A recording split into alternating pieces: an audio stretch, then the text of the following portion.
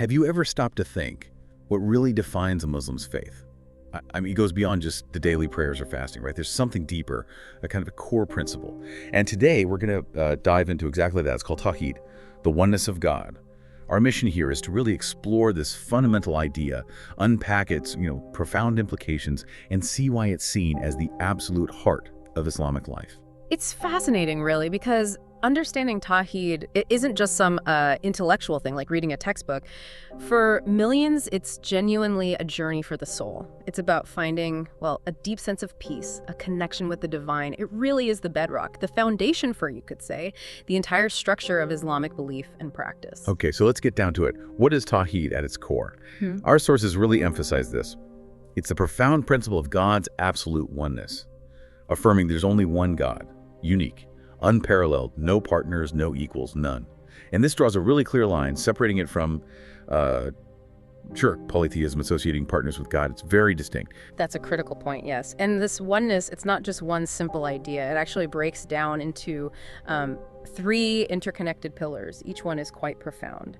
First up, there's Tawheed al-Rububiyyah, the oneness of Lordship. This basically means acknowledging God as the sole creator, the sustainer, the one in control of everything in the universe. Think of it like the ultimate source of all power and dominion. It all resides with him alone. Got it. So recognizing God as the ultimate power behind, well, everything that exists. And that seems to lead naturally to the next one, right? Tawheed al-Uluhiyyah, the oneness of worship.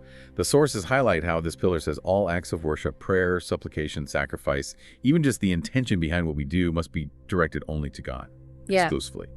But how does that play out beyond formal prayer, like in everyday life? That's a really good question. It means that pretty much every act can be seen as worship. A silent prayer, sure, but also maybe a kind word. Giving charity, even how you earn your living honestly. It's all understood as a form of devotion, of service, directed only to God. It kind of frames your whole life as continuous worship, not just limited to certain times or rituals. This fosters a really deep sense of purpose, and accountability in every single moment. Okay, and the third pillar, Tawheed al-Asma Sifaat, the oneness of names and attributes. I'm curious about this one. How does affirming God's divine names and attributes, like the all-knowing, the most merciful, as they're described in the Quran and traditions, how does that stop us from sort of putting human limits on God? It's truly profound. This pillar ensures we affirm God's perfect attributes, like the ones you mentioned, the just, exactly as they've been revealed, without twisting their meaning or denying them, or crucially, comparing them to created things. Likening them to creation is avoided. It stops us from projecting our own imperfections, our human limitations, onto the divine. It cultivates this deep reverence and a more accurate understanding of God's transcendent nature.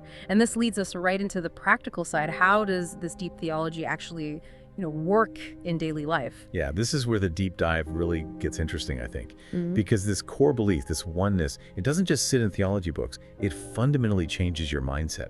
Our sources point out how it cultivates this constant awareness of God's presence. It fosters self-awareness, accountability. Can you maybe give an example, a real-world scenario where this mindset makes a difference? Certainly. Let's say someone faces a major setback. Maybe a business fails or a health crisis hits. Instead of just falling into despair or feeling like a victim of bad luck, someone grounded in Tawheed might see it differently. They might see it as a test or, part of a larger divine plan from the one controller. This perspective tends to encourage patience, perseverance, and reliance on God. It can turn adversity into, believe it or not, an opportunity for spiritual growth. Or think about business. That principle of accountability to the one creator, it strongly pushes towards honesty, fairness, avoiding cheating, because every deal is ultimately witnessed. Right. And looking even broader, Tawheed seems to have this huge impact on the Muslim community, the Ummah. The sources show how this shared focus, this singular focus on God, becomes a really powerful glue for social cohesion. It lets incredibly diverse people, different cultures, different places, different times find common ground that goes beyond tribe or nation or race. It's quite something, how a unifying belief can cut across those divisions. Exactly, and that also helps explain its historical role sometimes in encouraging resistance against oppression or injustice. Because the ultimate allegiance is only to God, not to any human power structure. It inherently encourages freeing individuals from the fear of anything other than God, fosters courage, independence. And crucially, it's presented as a driver for justice and equality within the community. If everyone is subject to the one God, then, well, everyone's inherently equal in his sight. Doesn't matter about your status or background, it kind of strips away the basis for arrogance or discrimination.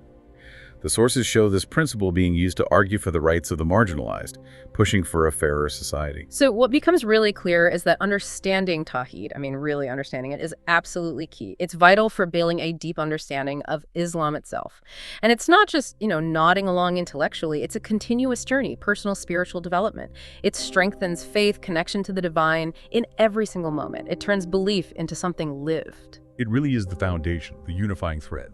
It guides morals, builds unity, promotes justice, equality, impacting daily life way beyond just rituals. So thinking of this powerful concept of divine oneness, maybe something for you, the listener, to consider.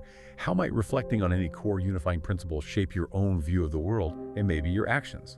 Or perhaps what other core ideas and different belief systems seem to echo this powerful notion of ultimate unity? Something to think about.